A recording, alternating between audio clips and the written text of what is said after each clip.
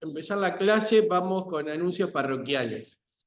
Parcial final es el 27, luego de un desliz con los de jurisprudencia, que tenemos un drama con que el 29 hay paro, el PIT-CNT, según me enteré, entre las 9 y la 1, por el presupuesto y afines. Entonces, no va a haber clase entre las 9 y las 13, y teníamos parcial el final de jurisprudencia y no de derecho departamental, por lo tanto cambiamos el parcial de jurisprudencia y no este. El parcial este es el 27, o sea, el lunes que viene.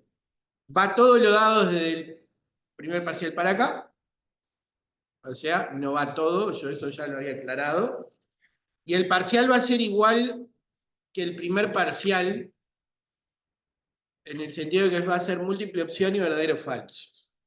Nada más que las verdadero o falso van a restar un poquito y la múltiple opción un poco más. Pero eso lo voy a subir a las pautas de Eva para que quede claro. Después hay que tener presente que hay compañeros de Salto o del interior que lo van a hacer.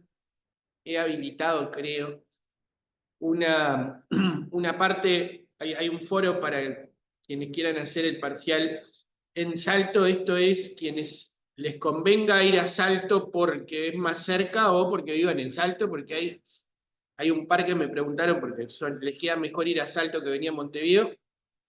La idea es que ustedes, el que le es más barato ir a Salto, vaya a Salto, y el que no, que venga a Montevideo. Y eso sí, esa fecha la vamos a coordinar porque sí la voy a poner, la vamos a hacer al mismo tiempo que jurisprudencia, o sea, para ir a la misma vez y hacer dos materias o las dos opcionales juntas. Por lo tanto, reitero, y el parcial ya está en los salones, lo voy a subir, o creo que lo subí porque yo ya me entreveré, tuve que pedir parciales, bueno, no importa. La cuestión es que va a ser en dos salones, y también voy a habilitar, o sea, cada cual va al salón que quiera, no vamos a poner entre tanto y tanto, sino que cada cual va, y bueno, si se llena un salón o no es necesario dos salones. Dicho esto, nos quedan dos clases formales en el sentido de el programa. La clase que viene la voy a dar yo y seguramente ajuste los temas finales que nos faltan. La clase de hoy, silencio, la compañera de lentes, usted se escucha de acá y... La idea es que la clase de hoy esté a cargo o va a estar a cargo de uno de los compañeros del equipo, que es Joaquín Terra. Joaquín es colaborador, estudiante también de la facultad y miembro del equipo docente. También esta sería su primera clase en el sentido en esta actividad, y valientemente o no se anotó el concurso de profesor grado 1 efectivo de facultad en constitucional, así que ya se va armando para el tema.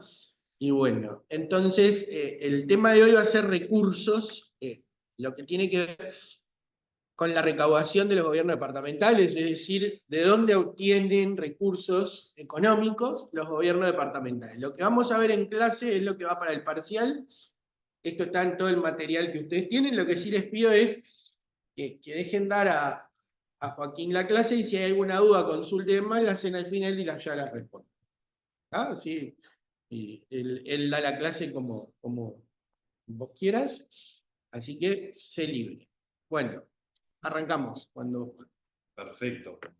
Bueno, como el tema de hoy es recursos del gobierno departamental, somos conscientes de que, bueno, algunos pueden haber cursado financiero 1, otros no, por lo tanto puede ser que haya algunos conceptos de tributario que no se dieron, pero lo importante es, y Jean-Paul insistió un poco en el tema de no dar una cuestión tributaria muy intensa, sino para tener una noción en cuáles son los recursos de los departamentos.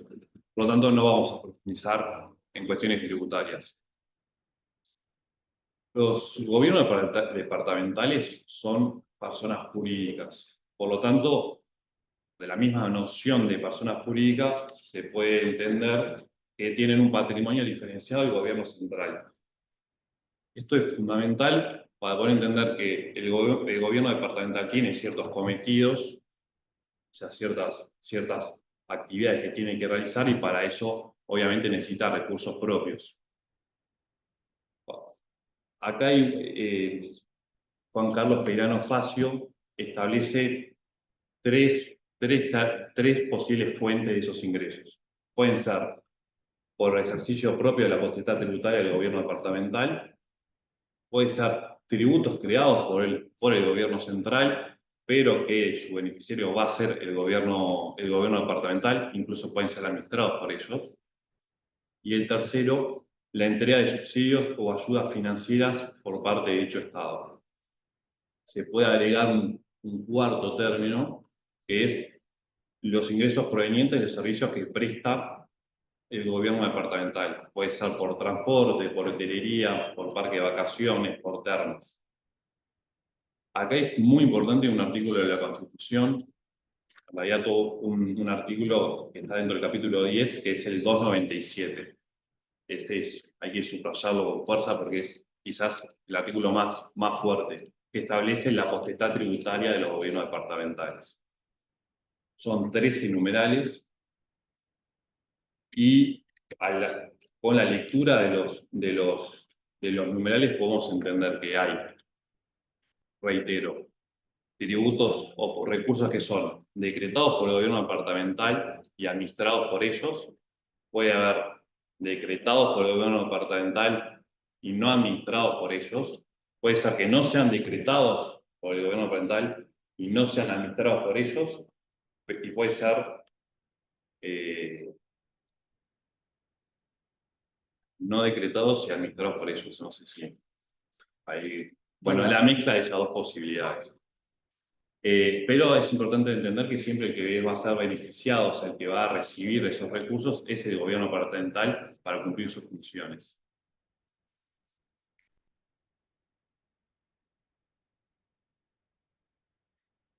Perfecto.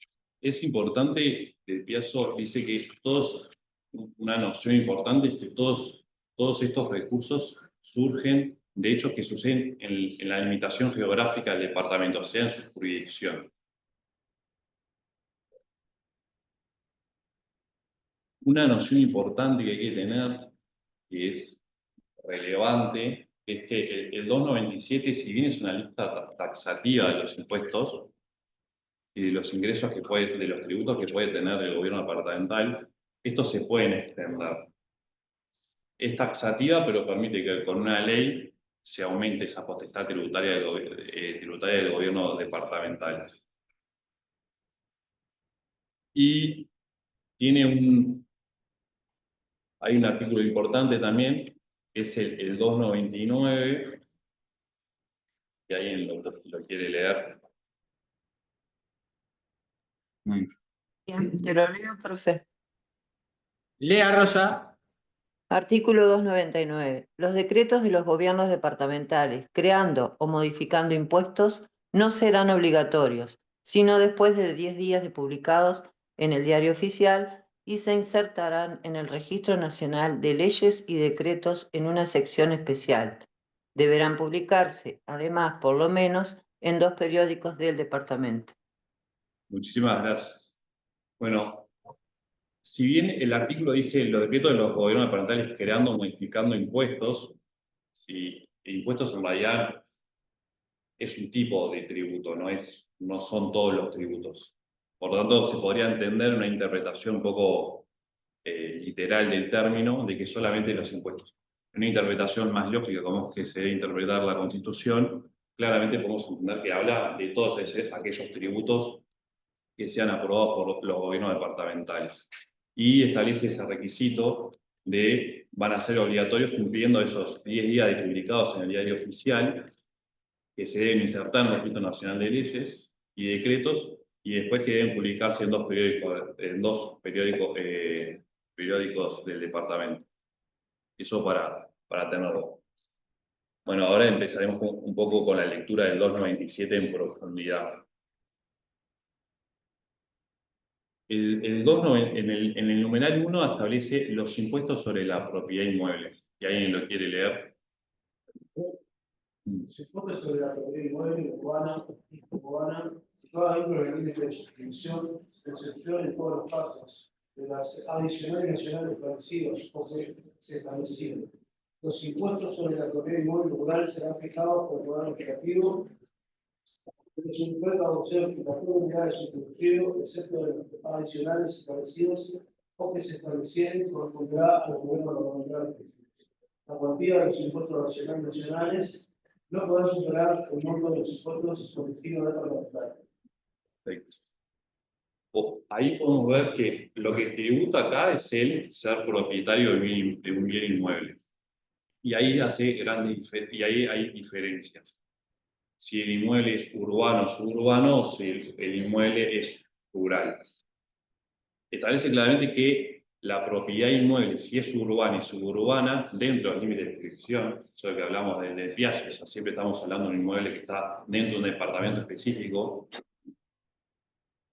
son los que establecen cuánto se debe pagar por la contribución inmobiliaria. Después están los adicionales nacionales, eso no es muy importante profundizar, pero bueno, se establece que un hecho generador, o sea, el ser propietario de un inmueble que ya paga un cierto impuesto, a la vez se le puede establecer, valga la redundancia, la palabra adicional en ese sentido, se le adiciona a ese impuesto otra carga tributaria más. Y ese adicional nacional los establece el gobierno nacional. Y luego están los impuestos a los inmuebles rurales, que serán fijados por el Poder Legislativo, o sea, está decretado por el gobierno nacional. Sin embargo, como reiteramos al principio, el que va a ser el beneficiario, o sea, el que va a tener esa plata, esos recursos, es el gobierno departamental también. Pero importante es entender que hay dos orígenes diferentes. Por un lado, es lo decretado por el gobierno departamental y otros son los que provienen del gobierno nacional, por una resolución del gobierno nacional. Perfecto. Bueno, después se establece un límite, o sea, la cuantía de los impuestos adicionales nacionales no podrá superar el monto de los impuestos con destino departamental. Eso no, solamente para tenerlo en vista. Luego está, ¿alguien se anima a leer el numeral 2?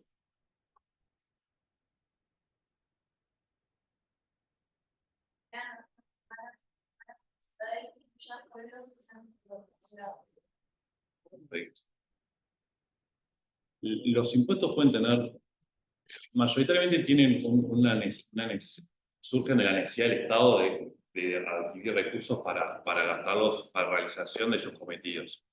Sin embargo, también pueden tener otras funciones, y el numeral 2 en eso es muy claro, podemos interpretar que la finalidad de por qué se establece un impuesto a los baldíos, que obviamente los baldíos es en zonas urbanas, en lugares no edificados, y a la vez una edificación inapropiada, o sea, una edificación que tiene problemas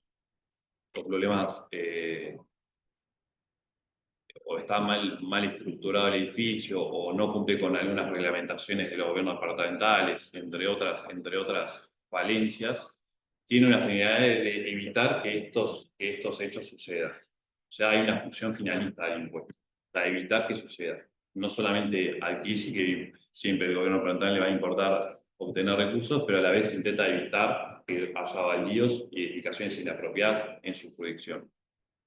Luego, el numeral 3, ¿quién se anima a leerlo? ¿Alguien por Zoom? ¿Mabel?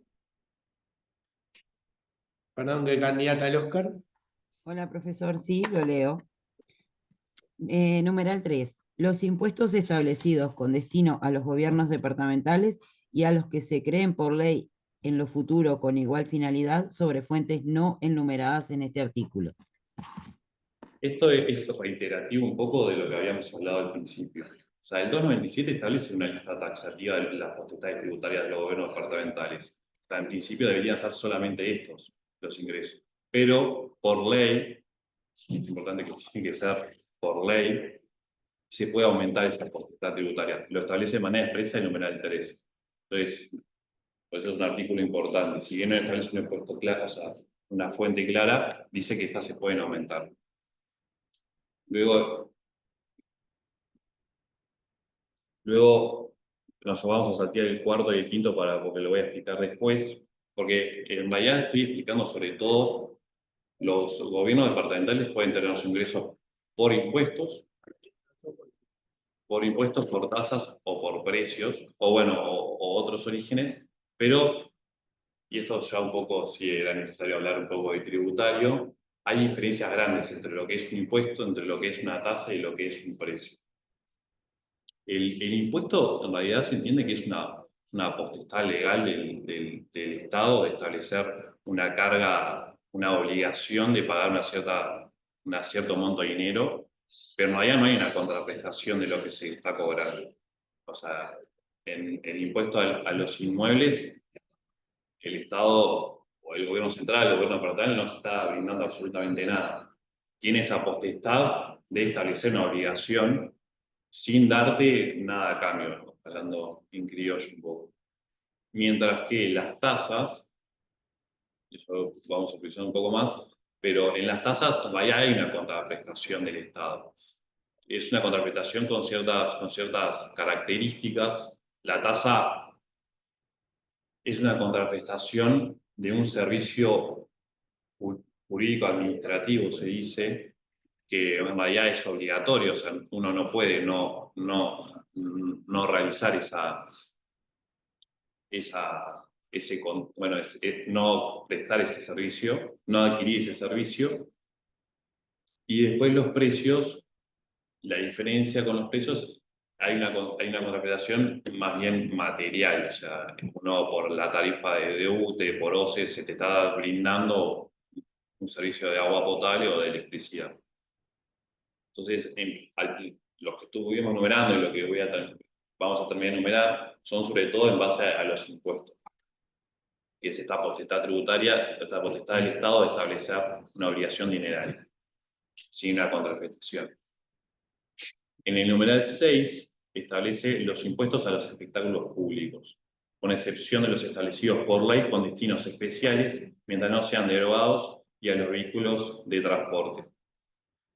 Este numeral es interesante ver en la jurisprudencia un poco de los casos como lo que le ha pasado a los gobiernos departamentales, y eso se ha visto un poco en la casuística, de que los gobiernos departamentales han intentado hacer una interpretación un poco bastante extensiva de lo que se entiende por espectáculos públicos, o incluso lo que es un baldío, entre otros. Y bueno, y se ha necesitado realmente establecer un criterio claro, que es un espectáculo público o que es un baldío, o una edificación inapropiada. Es interesante porque en los impuestos a los espectáculos públicos, los gobiernos departamentales han interpretado, por ejemplo, que un local bailable es un espectáculo público. Y eso, bueno, no, claramente se ha intentado acotarlo. Y se ha definido, por ejemplo, que un espectáculo público es un lugar donde una persona tiene una actitud pasiva ante algo que sucede, por ejemplo, en un escenario, mientras que en un local bailable no hay una actitud pasiva del público.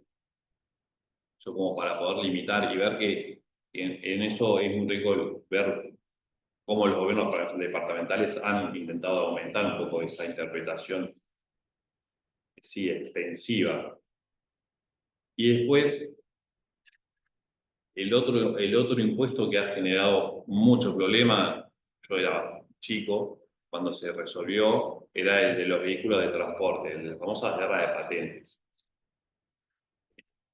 Hay un conflicto, una competencia bastante desleal por parte de los gobiernos departamentales que ante un automóvil de características similares, cuando digo similares es mismo auto, mismo modelo de auto, de mismo año, dependiendo dónde lo registrabas, a veces si lo registrabas en un departamento pagabas menos y en otros pagabas más.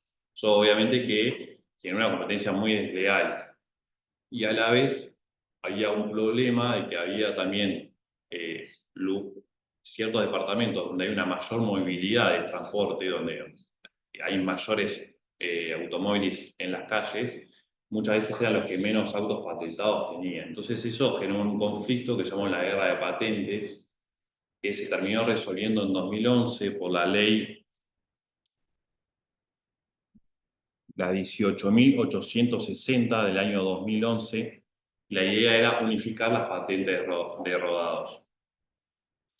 Y estableció un modo de cobro, el subsidio, tampoco hay que andar tanto, pero bueno, para unificar y resolver. Si bien se ha resuelto la situación, el problema que generaba la famosa guerra de patentes, también se ha dudado de la constitucionalidad de la norma que establece la 18.860. Porque si vemos claro, y en el primer párrafo del artículo 297 dice, serán fuentes de recursos de los gobiernos parentales decretados y administrados por estos. Y acá vemos que una potestad tributaria que establece de manera expresa el 297, que establece la Constitución, no son decretados por los gobiernos departamentales, sino por una ley que establece un sistema unificado, y a la vez son administrados por un servicio privado. Y eso se ha dudado de la responsabilidad, y bueno, y es bastante manifiesto, si bien bueno, no sé qué opinión tenés, Jean-Paul, con respecto a la guerra de patentes. Por suerte se terminó. La solución fue un poco dudosa. En realidad, lo de la guerra de patentes terminó en un fideicomiso administrado por el Congreso Nacional de Intendentes, por el Congreso de Intendentes, donde, digamos, el Congreso de Intendentes administra el monto de las patentes de todo el país, y es el Congreso, en virtud de la cantidad de automóviles, etcétera, que tenga, el que hace las transferencias.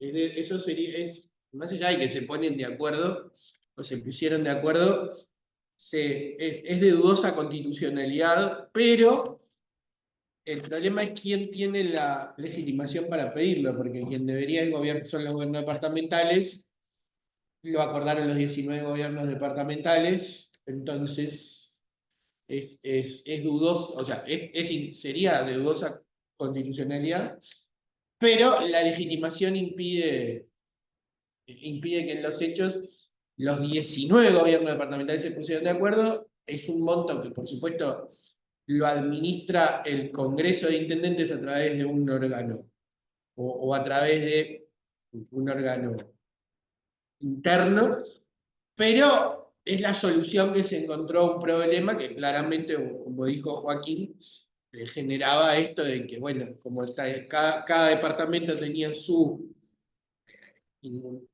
propia autonomía respecto de esto, sí, no era posible que un departamento tuviera más autos que personas, como pasaba en un momento. Pero bueno, bien Joaquín, es inconstitucional, pero no es por nadie va a pedir la inconstitucionalidad. A diferencia de, por supuesto, si hubiera un departamento que lo hubieran dejado afuera, no se podría haber hecho, porque bueno, viene esto de que se pusieron todos de acuerdo. Lo mismo que cuando, esto es un paréntesis, lo mismo cuando crearon los gobiernos municipales, que se estableció que era inconstitucional en algún momento, pero ¿quién tiene la potestad de pedirlo? Era cuestionable. Bueno, acá es lo mismo, y de hecho es inconstitucional. Porque en realidad quien administra es el Congreso de Intendentes, que también tiene un tema que ya lo vimos: el Congreso de Intendentes no tiene personalidad jurídica. Si no tiene personalidad jurídica no puede tener bienes. Entonces es como que hay un fideicomiso, un fondo ahí, que el Congreso de Intendentes, como están todos los gobiernos departamentales, todos los intendentes delegados, pero en los hechos el Congreso no podría hacer eso, porque ya vimos que no es una persona jurídica. Entonces, si no es persona jurídica, como bien dijo Joaquín, no puede tener patrimonio ni bienes, que de hecho no los tiene. Para Franco, que tenemos un... ¿Quién pregunta? Contesto yo.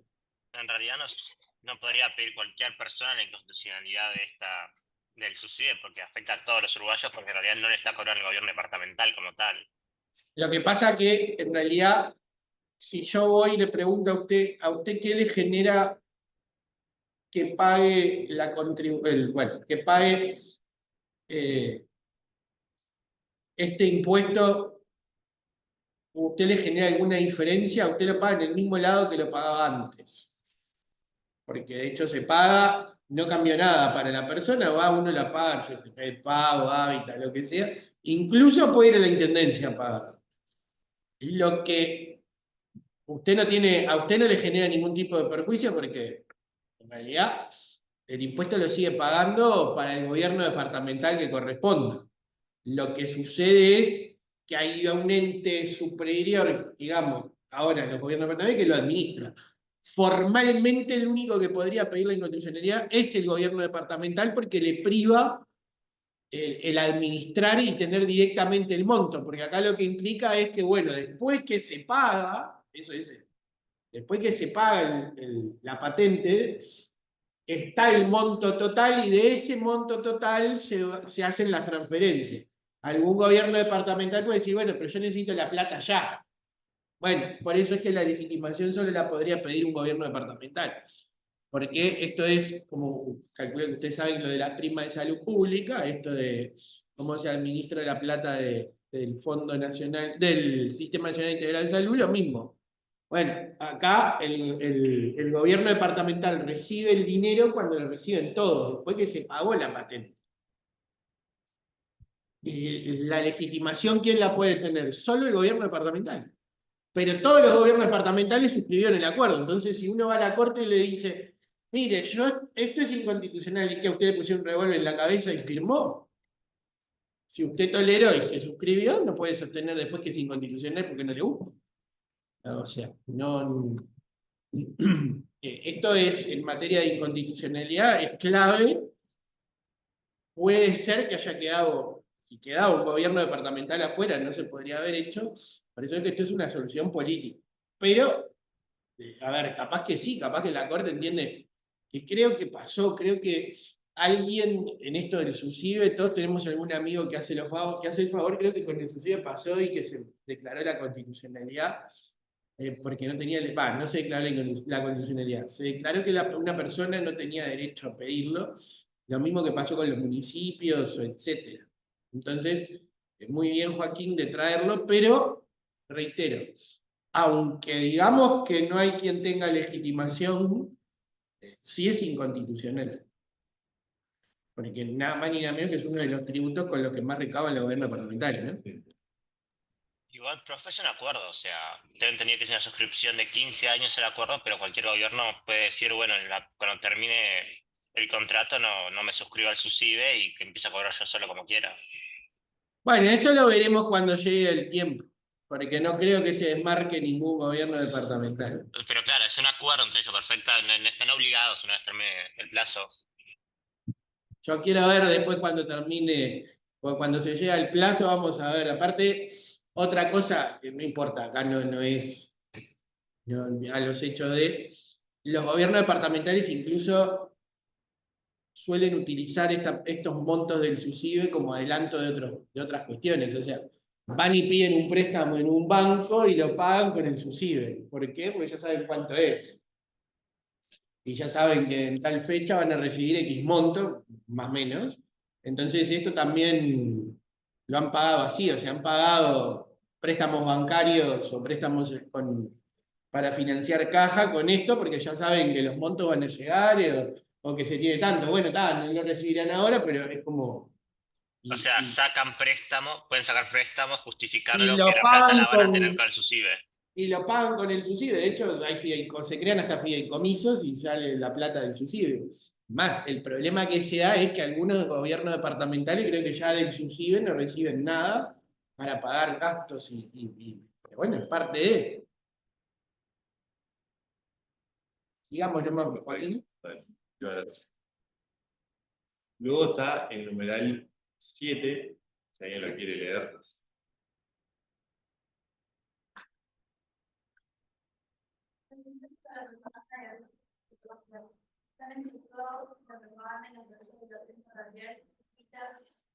Y televisada, los de carácter político, religioso, gremial, cultural o deportivo, y todos aquellos que la ley determina por mayoría absoluta de derechos y total. Muchas gracias. Claramente, también acá es interesante ver qué se ha entendido por propaganda, porque también eso como reitero, los gobiernos departamentales, la interpretación de estos numerales, la verdad que ha tendido a ser muy extensivas, eso es lo que se le ha criticado mucho, que es, por ejemplo, obviamente que podemos entender lo que es una propaganda de un cartel en vía pública, y eso sí podría ser propaganda, pero también se ha querido entender propaganda, por ejemplo, en un camión de suministro de combustible que tiene la palabra de la empresa, entender que eso es propaganda. Y eso la verdad que es una interpretación, bueno, reitero, extremadamente extensiva del concepto de propaganda. Y establece dos excepciones al impuesto de propaganda, que una es con respecto al medio, o sea, están exceptuados los avisos de prensa radial, escrita y televisada, y luego, por otro lado, con respecto a cuál es, bueno, lo que se está, o sea, lo que se está, cuál es el contenido de la propaganda, lo de carácter político, religioso, gremial, cultural o deportivo. Y bueno, y ahí nuevamente se entiende que la ley puede determinar con mayoría absoluta de votos en total los componentes de cada Cámara, bueno, extender esta lista. Pero bueno, no. Luego están los impuestos a los juegos, el numeral 9, los impuestos a los Sí, dale. Los impuestos a los juegos de carrera de caballos y demás competencias que se efectúen a apuestas mutuas, con excepción de los establecidos por ley, mientras no sean derogados. Acá también hay un error de redacción, porque la verdad que ninguna ley, todas las leyes cuando son derogadas dejan de tener vigencia, ¿no? Pero bueno, medio innecesario. Pero bueno, es importante saber que los impuestos de los juegos de carrera también es una potestad tributaria. Y ahí mayormente terminaríamos con la parte de los recursos impositivos de impuestos de los gobiernos departamentales. Luego, a ver si no me olvido de nada. Bueno, la 18.860 también establece lo del alumbrado público, pero bueno, eso solamente para saber. Tampoco me parece tan importante profundizar. Luego, lo que habíamos mencionado, el numeral 5, si alguien lo quiere leer. Sí.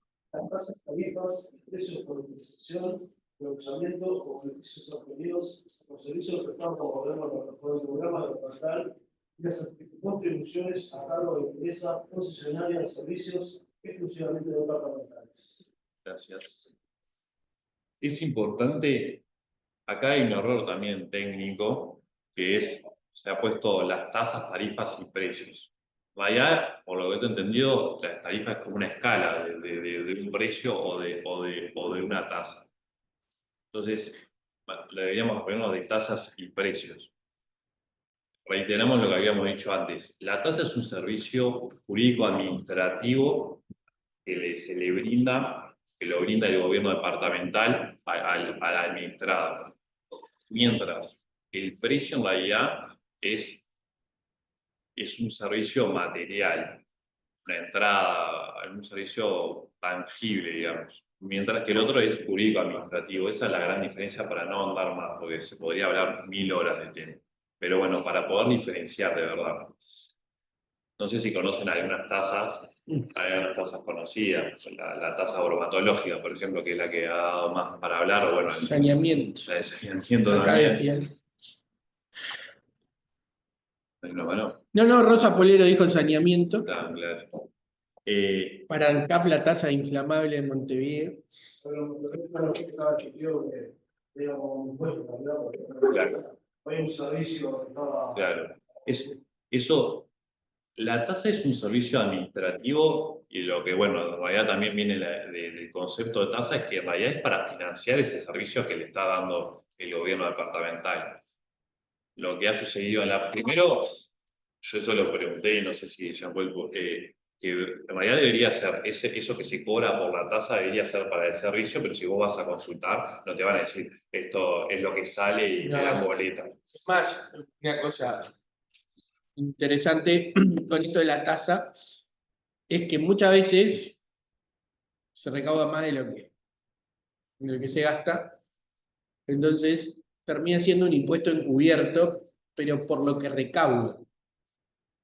Porque, ¿qué sucede? Uno dice, bueno, le ponen la tasa de bromatología en la bromatología es casi que un exceso, pero supónganse que una tasa, bueno, si ustedes ven la inventiva de los gobiernos departamentales, es bastante. Hay tasas por uso de los cementerios. O sea, si ustedes pagan, si ustedes, capaz que no lo saben, pero cuando alguien se muere, fallece y hay que enterrarlo, se paga una tasa. O sea, yo siempre digo, por abrir la tierra hay que pagar, o sea, una tasa. Bueno, en algunos departamentos era tan alta que, claro, a ver, ¿cuánto sale hacer? Yo soy medio, ustedes disculpen mi sarcasmo, ¿cuánto sale hacer un pocito en el cementerio? Tanto. Bueno, resulta que uno miraba y decía, bueno, ¿cuánto salía a hacer? ¿Cuántos morían, etcétera? Pagaban la tasa, supóngase. ¿Cuánto recaudaban? Era así, una cosa. Cada muerto valía 10 veces lo que decía la tasa, más o menos, ¿no? Bueno, obvio que la mayoría de las veces que declaran la inconstitucionalidad de las tasas es por lo que recauda. Porque, ¿qué pasa? Recauda X monto, invierte 10 veces menos o invierte menos, y ya la ganancia es un impuesto encubierto. ¿Por qué? Porque lo que no se le devuelve, como bien dice Joaquín, no hay una factura que le diga, mire, te pago 50, resulta que 10 le devuelvo 40. No, los 40 van para la intendencia. ¿Y qué pasa con eso? Se convierte en un impuesto. Porque en definitiva, si los impuestos no tienen por qué tener un destino determinado. ¿Ustedes se creen que el impuesto de los baldíos de la intendencia va para regularizar algún terreno? No, va para las arcas, para pagar a los funcionarios, para las arcas de la intendencia. Entonces, es un impuesto encubierto en el sentido de lo que recauda. O a veces, como bien dijo Joaquín, es un impuesto, porque en realidad la relación de tasa no existe. O sea, en algunos casos es hasta confiscatorio en materia de bromatología. Sí, sí. Bueno, lo que se ha cuestionado también es, por ejemplo, la base de cálculo. O sea, Bueno. el hecho generador, por ejemplo, la tasa bromatológica se ha visto a veces cobrar por metros cuadrados del local. No, y litros. Sí. O por los litros, o por el camión, bueno, y se paga. Entonces, ahí es lo que se ha discutido, bueno, sí, es un impuesto encubierto, como las potestades tributarias de establecer impuestos son limitados en el gobierno departamental, se puede ir por inconstitucional. También, yo no me acuerdo, ahí algo en tributario me acuerdo, con respecto a que a veces no sé si te conviene tampoco, porque capaz que la tasa, bueno, depende cuál es el volumen de la tasa. Bueno, lo que pasa es que depende de cuánto pagas. Claro, depende. Si yo pago 1.000.000 de pesos, y vos me decís, bueno... El servicio te saldría claro, más, prefiero que sea. Pero si vos me decís, no, yo pago 1.000.000 de pesos, en realidad no me hacen nada, y bueno, voy. Aparte, esto en otra época no se sabía. Pero ahora hago un acceso a la información pública y le digo, ¿cuánto recauda por la tasa tanto? Sí, ¿cuánto invierte por la tasa tanto? Tanto. Listo, es inconstitucional. Voy a la corte y pido la inconstitucionalidad, pero no sino porque es un impuesto encubierto. O sea, es por ahí que está todo esto. No, reitero, acá dice uno que la Intendencia de Montevideo antes no cobraba por poner los restos de personas en nicho y ahora empezaron a cobrar 5.500 pesos. O sea, habilitó tasa. O sea, y esto porque, bueno, hay que recaudar. Bueno, yo me enteré que, bueno, por supuesto que hace mucho que existe, la tasa turística. Ustedes se ríen, pero miren que esto en el mundo existe. Yo cuando fui a Londres me pasó que era una cosa. Dije, ¿qué me están cobrando? A tasa turística, 2 libras. Menos mal que me quedé en un sucucho de la abuela, porque era 2 libras por el sucucho. Y es más de, no sé qué eran 5. O sea, fíjense, 300 pesos por noche. Bueno, es tasa turística, existe en todo el mundo. Montevideo no la ha aplicado, ahora que hay que recaudarla, es $1,50 por noche. Y ahora se recauda, o sea, está vigente por todos lados. De hecho, hay tasas municipales turísticas, hay tasas departamentales turísticas, o cuando uno va a Bariloche, que también yo hago todo por cosas, le dicen, bueno, está incluido el impuesto de no sé qué, el impuesto, la tasa de no sé dónde, el parque de no sé dónde, y el no sé qué, y como le digo en Cabo Polonio, un día se van a avivar y nos van a cobrar, a los que nos gusta ir, nos van a cobrar tasa porque está reservado, el costo es predio particular, es reserva ecológica, impuesto por el uso del agua caliente, y así, pero existen, o sea, existen estas tasas, no quiero saber lo que va a recaudar la Intendencia de Montevideo. Pero a lo que voy es, el fin se supone que, como bien dijo Joaquín, es para cubrir los gastos o los costos de algo que es administrativo y jurídico.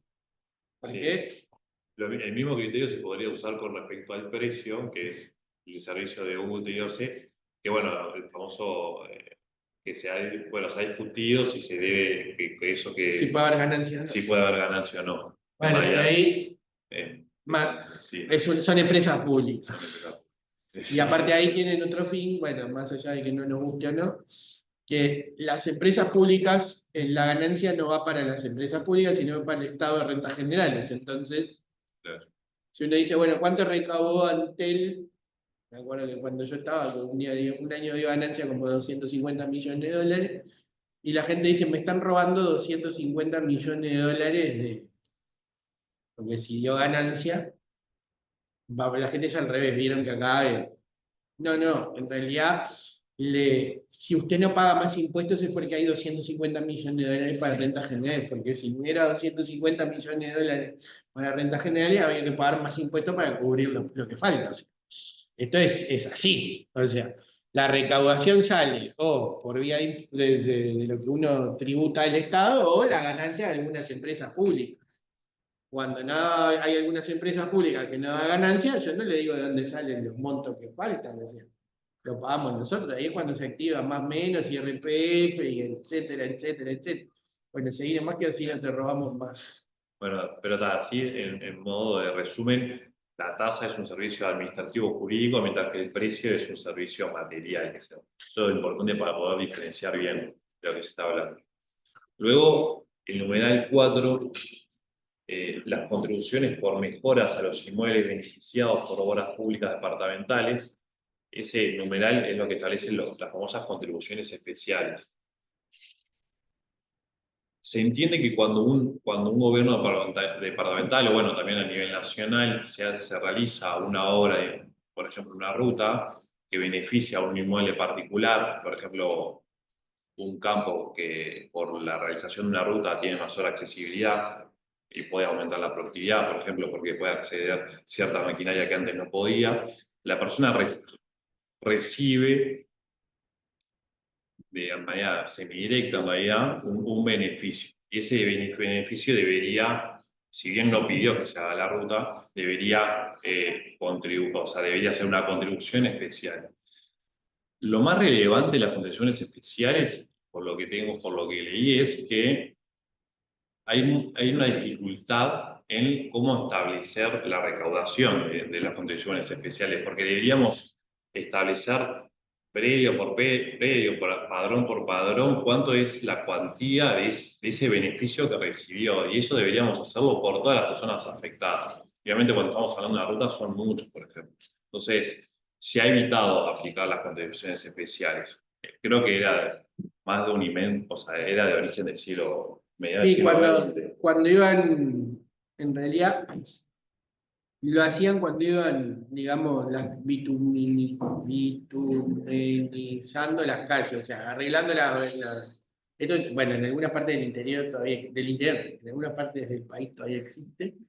Me acuerdo de Rivera, conozco al intendente y demás, entonces, por ejemplo, cuando bituminizaban una calle, a los que estaban comprendidos ahí le cobraban una contribución especial, digamos, por el arreglo, porque ahora tenían la calle arreglada. En realidad uno dice, bueno, me tenés que cobrar porque me lo hiciste o yo lo tendría que tener porque, bueno, ya en el siglo XXI no se cobra eso tampoco. Y es eso, básicamente, no hay mucho. Pero bueno, es de poca aplicación. No, ya No no, casi que es muy difícil, por esto que bien dijo Joaquín, capaz que es más difícil calcular el monto y la forma, y al final, bueno, capaz que inventan una tasa. Ya Ah, ya está. ya está. Esta tasa edilicia, es más fácil. O sea, ustedes piensen que la inventiva Sí, tributaria es mejor, mejor no decir La parte más nada. divertida fue la de que es un espectáculo público. No, no. Esa discusión era Aparte, ajena. bueno, eso de espectáculo público tiene un porqué, incluso hasta espectáculo deportivo y etcétera, porque tienen que pagar determinados tributos. Por ejemplo, me acuerdo que Tenfield hizo alguna cuestión también de inconstitucionalidad porque hay que pagar ciertos gastos de seguridad, etcétera, etcétera, y quién le correspondía pagar, si a la AUF o a Tenfield, porque Tenfield en realidad tenía la concesión de la AUF para la transmisión de los partidos, y en realidad los partidos de fútbol, ¿no? Se hacen a la hora que Tenfield quiera, en el horario que quiera, los días que quiera, y de acuerdo a ver si lo pueden pasar por televisión y los graban, etcétera. Entonces, era Tenfield el que tenía que pagar, y creo que hizo la inconstitucionalidad, no al lugar, por supuesto, porque era el que tenía la concesión. Entonces, y después los espectáculos públicos en interiores. Perdón que diga interior, pero no es Montevideo el problema, sino que es, por ejemplo, los festivales.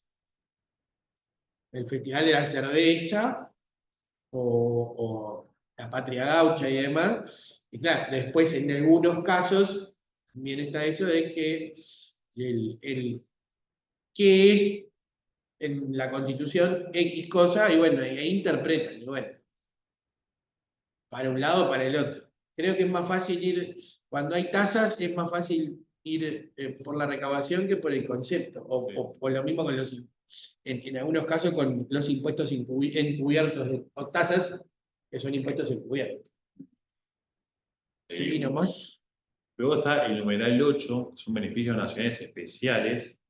Esto a modo de lectura, en realidad, porque tampoco hay que profundizar mucho. Los beneficios de la explotación de los juegos de azar que les hubiese autorizado o les autorice la ley en la forma y condiciones que ésta determine. Es el caso de los aportes que la ley estableció a favor de los gobiernos departamentales. Sí, ahí hay un caso, en realidad hay uno solo, hasta el día de hoy creo, si no me acuerdo mal, que son los casinos de Montevideo.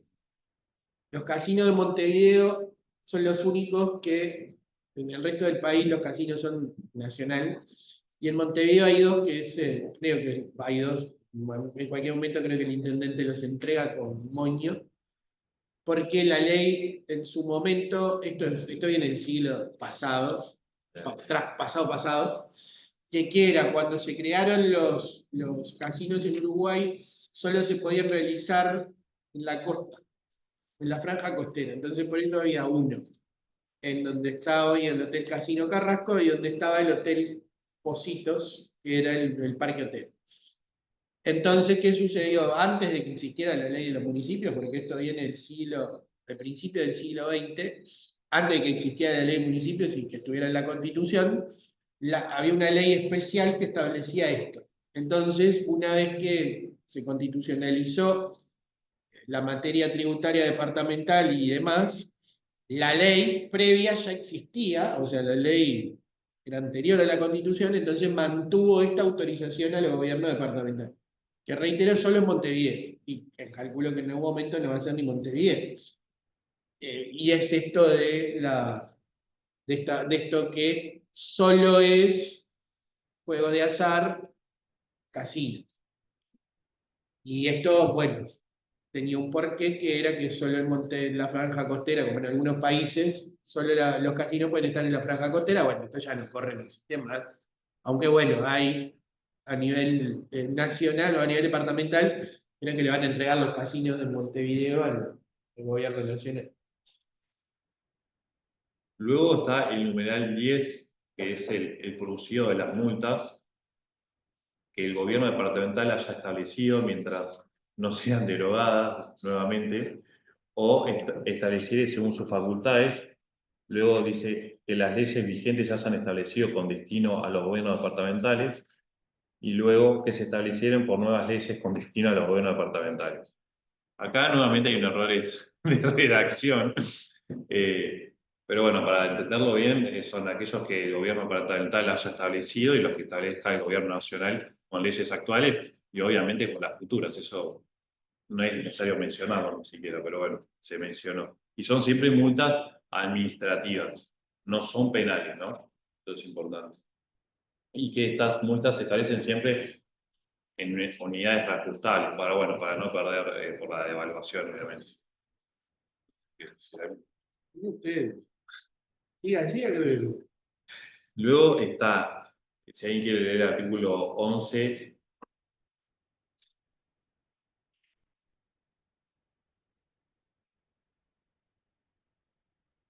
La renta de los bienes de propiedad del gobierno departamental y el producto de las rentas de ellos.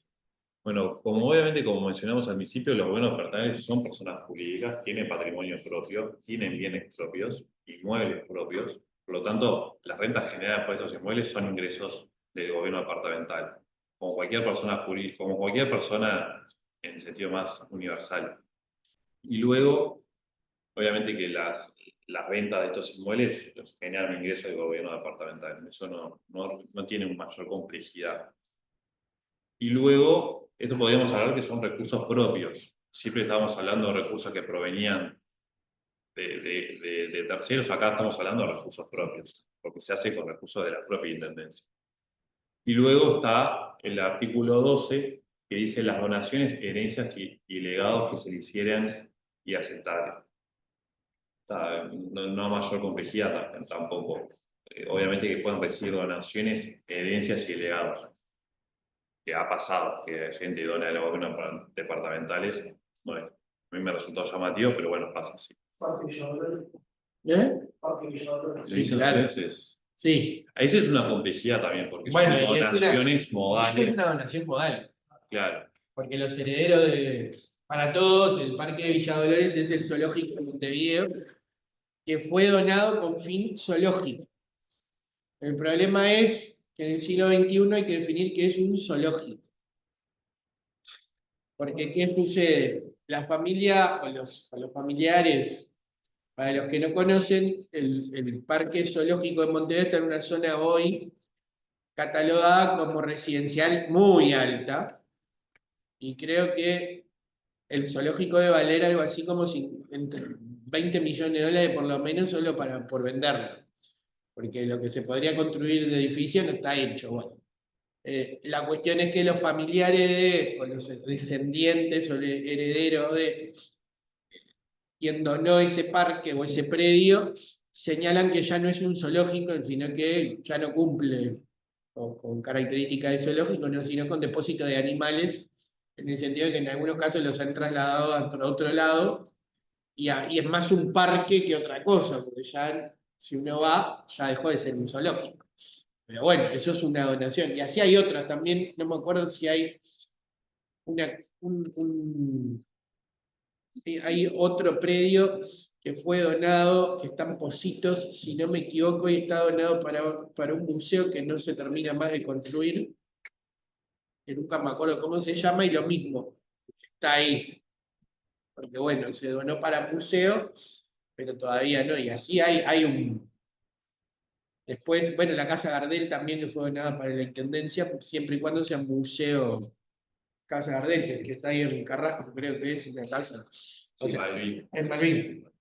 Y así sucesivamente, pero bueno, en general las donaciones son modales, pero bueno, a ver, Rubén.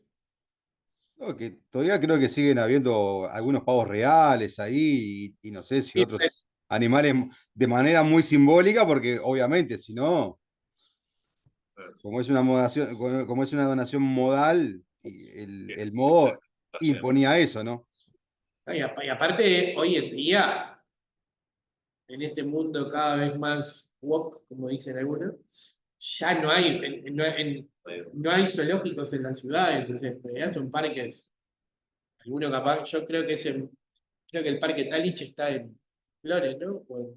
Es que es como un zoológico abierto, andan los animalitos ahí afuera, ¿no? O bueno, en Argentina también hay un zoológico de Luján, creo que es, que creo que fui, y también andaba, salvo los bichitos que bueno, están medio sedados obviamente, Pero después habían sueltos y nunca más voy.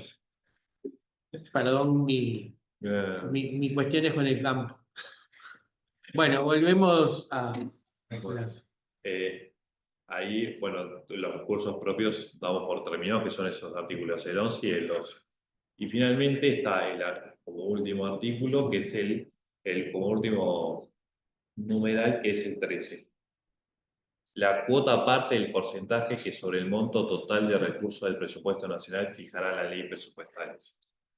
Este quizás es un numeral un poco más complejo, porque también me costó entenderlo. Bueno, esto ha tenido una modificación grande con la reforma de la Constitución del 96. Se establece un cierto porcentaje, en el peso dice que se ha determinado como intentar determinar un exacto porcentaje que va a ser destinado a los gobiernos departamentales. Básicamente, este recurso sería con la finalidad de establecer ejecución de políticas de descentralización. Bueno, escuchamos mucho el tema de la descentralización, de evitar decirle interior al interior. Pero ese porcentaje del presupuesto sería con la finalidad de establecer políticas de descentralización. Y bueno, para financiar planes y programas de desarrollo y planificación de políticas de descentralización.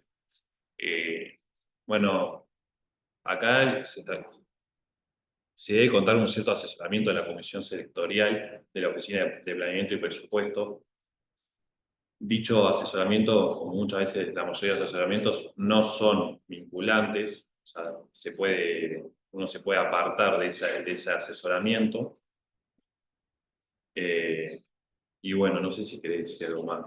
Para que vean cuánta plata es, porque esto de, si ustedes ven, hace poco hubo un enfrentamiento, hubo un intercambio entre la OPP, Oficina de Planeamiento y Presupuesto, y el Congreso Nacional de Internet. ¿Por qué? Porque el fondo presupuestal, que es esto del artículo del numeral 2 del 298, y el 13 del 297, implica que es un monto global. Es decir, es un monto para los 19 departamentos. Y obviamente, acá entra la CUF. Más o menos para Montevideo, Canelones, etcétera, los otros departamentos, bueno. Y por supuesto, también se da que el Congreso Nacional de Intendentes, el Congreso de Intendentes, tiene una particularidad de que, bueno, tienen 14 integrantes del Partido Nacional, 1 del Partido Colorado y 4 del Frente Amplio. Si lo hacemos por partido, 14-5. Pero las decisiones del Congreso de Intendentes se toman por consenso, es o 19 o nada. Entonces, bueno, entra esto. Si no lo negocian, es el gobierno departamento, es el gobierno nacional a través de la ley presupuestaria que va a fijar los montos y cómo los asignan. Punto. El monto actual vigente, que es de la última ley de presupuesto, es el siguiente. El fondo presupuestal quedará constituido con el 11% sobre 47.000 millones de pesos. ¿De qué son esos 47.000 millones de pesos? Son los tributos nacionales recaudados fuera de Montevideo. O sea, en dólares, 1.000 millones, 1.100 millones de dólares. O sea, ese es el monto que recauda el gobierno nacional fuera de Montevideo. Esos son los tributos que pagan los 18 departamentos, digo del interior porque, bueno, fuera de Montevideo tributan 1.100 millones de dólares. Y, por las dudas, a ver, 40.000 millones es, dado que el dólar está bajando, pero 40.000 millones son 1.000 millones de dólares, más o menos sí, anda ahí, 1.100 millones. El 60% del fondo se destina a políticas de descentralización, tal cual lo dijo Joaquín, y el otro 40 se ejecuta a los gobiernos departamentales. Es decir, los gobiernos departamentales tienen algo así como unos 50 millones de dólares, 60 millones de dólares, o, a ver, un poco más, ¿no? 1.100, el 11%, 100, bueno, sí, anda, 120 millones. Póngale que unos 50 millones de dólares son los que se van a repartir entre los gobiernos departamentales. Por supuesto, esto está establecido se fija por ley de presupuestos cada 5 años, pero para que ustedes vean cuánto es el monto. O sea, el gobierno nacional recauda a las arcas nacionales 1.100 millones de dólares de tributos. Queda por fuera Montevideo. Pero esto era lo... A mí me pasó lo mismo cuando, bueno, siempre leímos algo. Yo decía, ¿qué será esto del fondo? Porque todos se pelean por plata, pero por supuesto, después hay otros fondos, que también, como bien dijo Joaquín, que con esto de los gobiernos municipales, todos ahora quieren tener municipios. No porque sea muy lindo por vía de la descentralización, sino porque la OPP les deja participar de fondos. Entonces, en vez de hacer obras con el gobierno, con presupuesto de gobierno departamental en el municipio X, dicen, no, te presentás a los llamados de la OPP, canalizan por la intendencia, y yo no les quiero decir quién se queda con la plata, pero bueno, ustedes calculen. Porque ha pasado, tipo, bueno, o que dicen, no, bueno, no se ejecutó, y vayan a preguntarle al gobierno departamental dónde está la plata, porque va a través del gobierno departamental, que los municipios no tienen personería jurídica. ¿Estamos ya? Sí, después solamente mencionar en la parte de otros recursos, y bueno, en la parte del crédito.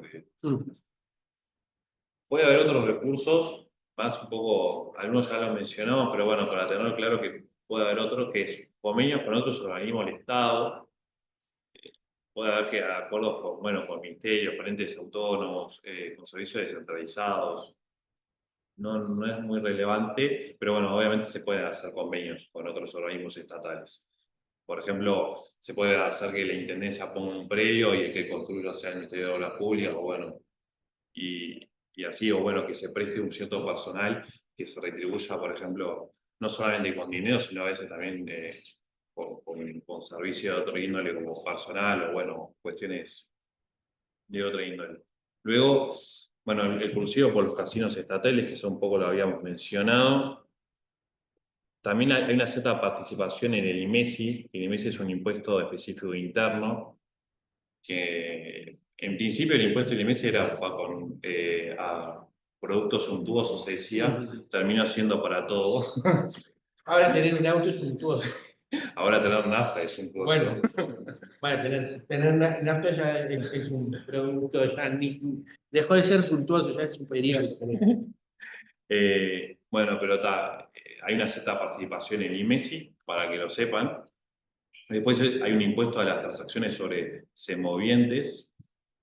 Bueno, tampoco tiene mayor complejidad. El impuesto a la extracción de materiales. Bueno, después el aporte creado por 18.860, que ya habíamos hablado un poco, la patente única y el alumbrado público. Y después, quizás el más relevante, y bueno, el que ha pasado una vez en algunas noticias, recursos provenientes de organismos internacionales. Los gobiernos estatales pueden acordar, bueno, establecer ciertos proyectos que requieren financiamiento de organismos internacionales, por ejemplo, el BID.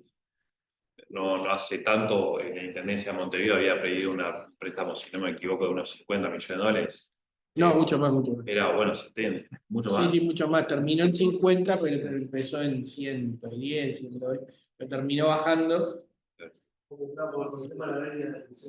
No, era porque es así, sí, en materia de préstamos, o las intendencias pueden emitir, esto ya lo vimos, pueden emitir deuda, etcétera, etcétera.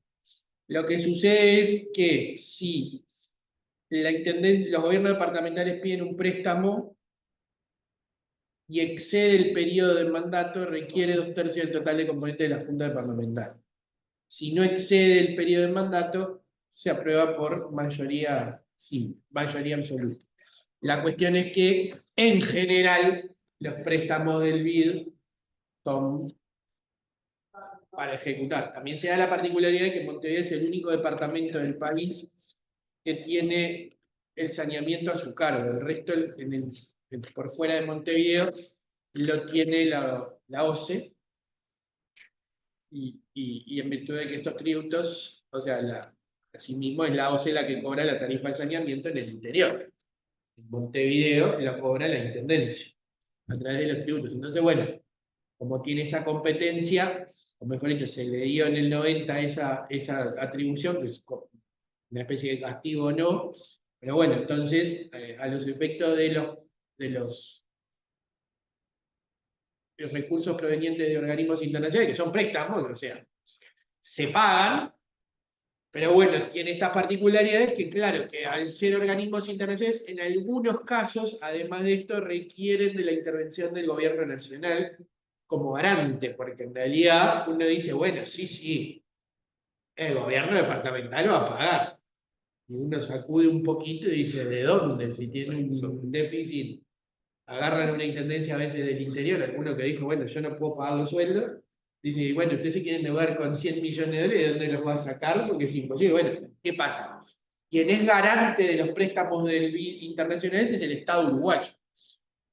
Si no paga el gobierno departamental, paga el Estado uruguayo. Y obviamente, esto es un tema también a veces de política, que el gobierno departamental no es del mismo partido que el gobierno nacional. Entonces te dice, bueno, yo no me voy a hacer cargo de tu deuda si vos tenés una mala administración y demás. Entonces esto también entiendan que es política, ¿no? O sea, la circunstancia de pedir préstamos a organismos internacionales, está bien, son recursos que provienen de organismos internacionales, pero en definitiva es el Estado uruguayo el garante. Estado o gobierno nacional. Sí. Bueno, ese es el artículo 301 que se refiere a la parte de crédito, digamos. Que bueno, ya un poco mencionamos todo. Y después el artículo 302, pero solamente para saber, que dice, todo superávit deberá ser íntegramente aplicado a amortizaciones extraordinarias de las obligaciones departamentales. Si dichas obligaciones no existiesen, se aplicará la ejecución de obras públicas o inversiones remuneradoras, debiendo ser adoptada la resolución por la Junta Departamental a propuesta del Intendente y previo informe del Tribunal de Cuentas. No sé si en la práctica se da que haya como... Bueno, el 302 es pour la galería, diría algún francés, porque ningún gobierno departamental utiliza el superávit para... Si ustedes ven, en algún momento hubo alguna intendencia, la intendencia de Montevideo dijo, bueno, en tal año dimos superávit. Bueno, si dio superávit, tendría que haber abatido, porque algo que se da en los gobiernos departamentales, esto ya lo vimos, ustedes recuerden que a diferencia del gobierno nacional, que el presupuesto es cada 5 años, el presupuesto es quinquenal, en las intendencias es anual. Más allá de que digan que uno hace el presupuesto para los 5 años, no es real porque todos los años hacen se llama ley de presupuesto y balance de ejecución presupuestal. Entonces, en realidad todos los años hay una especie de presupuesto encubierto. A mí me tocó estar en la Junta Departamental de Montevideo trabajando en su momento, y se generaba la cuestión que uno decía, bueno, esto no es una ejecución, esto todos los años era tipo, bueno, necesitamos tal presupuesto, estos son los ingresos, y se da esto de que la Constitución diga que el superávit debe ser para ir a batir, digamos, deuda. Y si no tiene deuda, es para bajar impuestos, digamos. Yo no le quiero decir, pero en Montevideo en algún momento se dijo, no, bueno, tuvimos tantos millones de superávit, y al año siguiente hizo así, ¿no? Entonces uno dice, no, en realidad usted el superávit se lo gastó. Liquidado, o sea, lo liquidó. No es que le dio superávit. Sí, me dio superávit, pero los 300 millones de pesos, lo que sea, los gastó, porque si no hubiese amortizado deuda. O sea, ¿cuánto le tengo que pagar no sé, al BID? Tanto, bueno, agarro los 300 millones, pago al bien. No tengo que pagar eso, bueno, entonces bajo la deuda que tengo para atrás. Y si no tengo, la uso para amortizar impuestos. O sea, no es que los gobiernos departamentales se supone que no deberían dar ganancias. Es como aquello de que la herencia es un error de cálculo. Bueno, en los gobiernos departamentales no les podría dar ganancias. Sí, que si hay un presupuesto hay que ejecutarlo todo. Y además de ejecutarlo, si tiene superávit, por algo la Constitución estableció esto. Porque si no está el carnaval electoral, que todos sabemos lo que es. Y como no tiene control del gobierno departamental, el gobierno nacional, por la autonomía, uno dice, bueno, en realidad no, un año produjo superávit, pero al otro dio déficit. Y en el periodo, en el periodo dio déficit. Por lo más que, ¿y qué hizo con el superávit? Y el Tribunal de Cuentas no existe. O sea, esto del 302 que hay que controlar por el Tribunal de Cuentas, nadie le comunica, mire, tengo 300 millones de pesos. ¿Usted qué quiere que hagamos con esto? Nada, porque nadie le consulta al tribunal. A ver, Franco. Y en esta materia, ¿quién podría pedir la inconstitucionalidad? ¿Los ediles nomás? ¿Y por qué usted pediría la inconstitucionalidad? Usted pide la inconstitucionalidad de todo esto, es una disposición y una Pero cuestión se es. dice que tiene que, por constitución, el superávit tiene que ser para pagar deudas y en caso ¿Y para recuperación de dónde está impuestos. la norma que usted declararía inconstitucional para arrancar? Y en las leyes de presupuestos anuales que hacen las intendencias, de decirle, no, pare, pero usted con Las este superávit, espere, vamos por parte, dijo Jack, porque ahora sí estamos en modo parcial. Sería decreto del gobierno departamental con claro, fuerza en del. los créditos del gobierno departamental con fuerza de ley para ejecución anual del presupuesto, en realidad es Pero que no habría que lo. A revisar. ver, Franco, ninguna. Las intendencias no tienen ninguna norma que diga que en caso de superávit van a hacer X cosa con el. Esto es por la vía de los hechos. Uno se entera que hay superávit porque le dicen, tuvimos 200 millones de pesos de superávit. ¿Y qué hizo con eso? Suerte en pila. O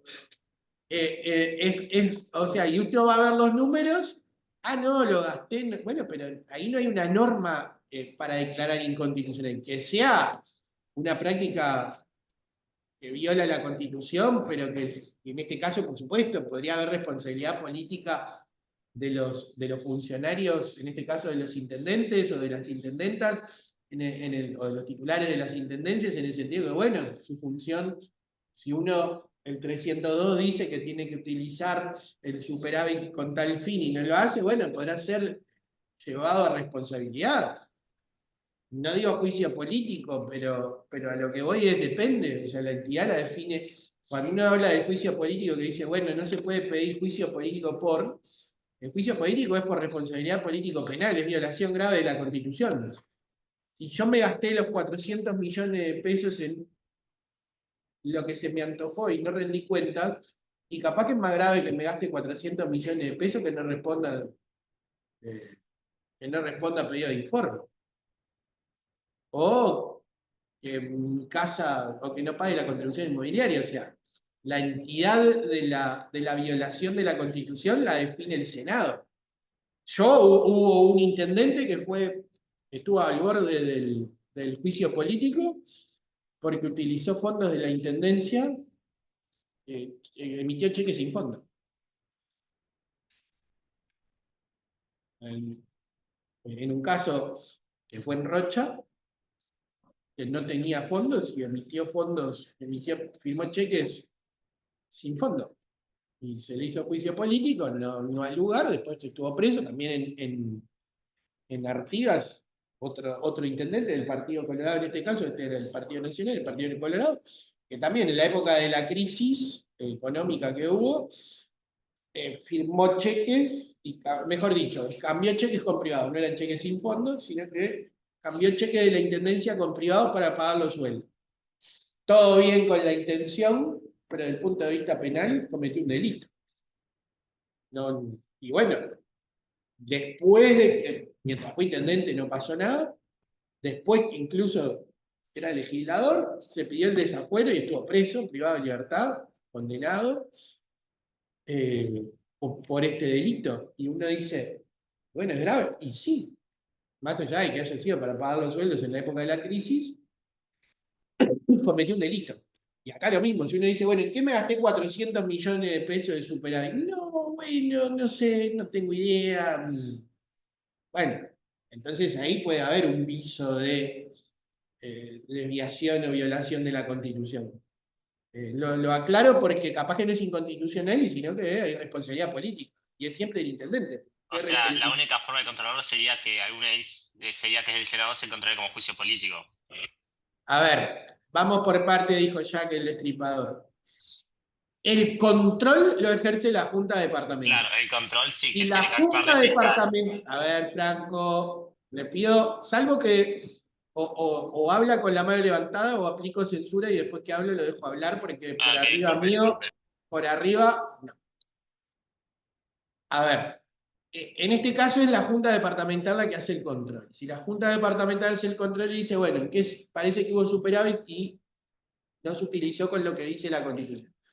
¿Cuáles son las vías del control? Las que están previstas, que ya las vimos, pedido de informes, llamado a sala. El juicio político es uno de los medios de control, pero de la responsabilidad político-penal, es decir, violación grave de la Constitución. ¿Sería violación grave de la Constitución esto de el 302? Lo va a definir la Junta, pero quien va a resolver es el Senado.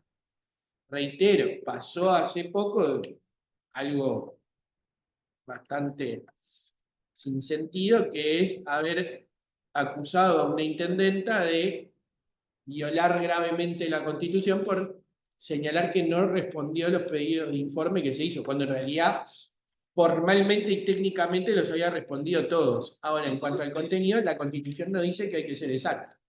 Yo cumplo con responder. Ahora, ¿qué le pongo en la respuesta? No importa, la Constitución no dice que quiere ser exacto.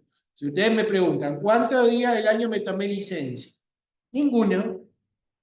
Y usted dice, bueno, se tomó 17, ya no respondí ninguno.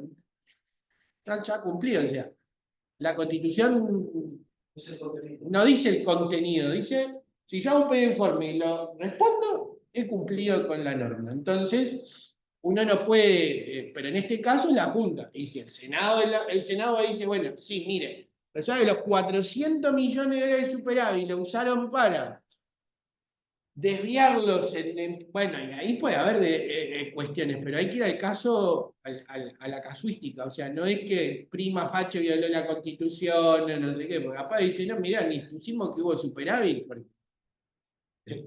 pagamos deuda, yo qué sé. Esto es una cuestión técnica. Bueno, creo que Joaquín cumplió con el cometido, gracias Joaquín y gracias a los compañeros. Su primera clase... Si hubiera que aprobarla, si hubiera que calificarla sería excelente 12 Joaquín, pero bueno, creo que de primera herramienta está bueno. Y una de las cosas que hay que hacer cuando hay personas que quieren colaborar o les gusta hay que incentivarlos. Correa decía que la mejor forma de aprender a dar clases, o sea, de aprender a enseñar es dando clase, y bueno, y así es como uno aprende. Entonces, bueno, gracias Joaquín. Al resto de los compañeros y a los compañeros nos vemos el miércoles y vamos a dar todos los temas que faltan así muy... Porque ya hice algunas preguntas, entonces tengo que hacer que entren para que no tenga que cambiar preguntas. Esto es como, si ustedes ven, esto es como todo lo que va, es tipo, esto va, esto es importante, bueno, toda la clase que... Y de acá también hay como 5 o 6. Así que, porque también hay que hacer eso, ¿no? Después dicen que lo que dan los ayudantes no sirve para nada, porque todos tienen ese concepto y es al revés. De 30 preguntas, creo que 6 son de Joaquín. Aviso. Bueno, nos vemos en la clase que viene. Gracias, Joaquín, muy bueno. Por favor, ya fue. Hasta el miércoles. Ahí te están aplaudiendo algunos. A ver dónde está. Ahí.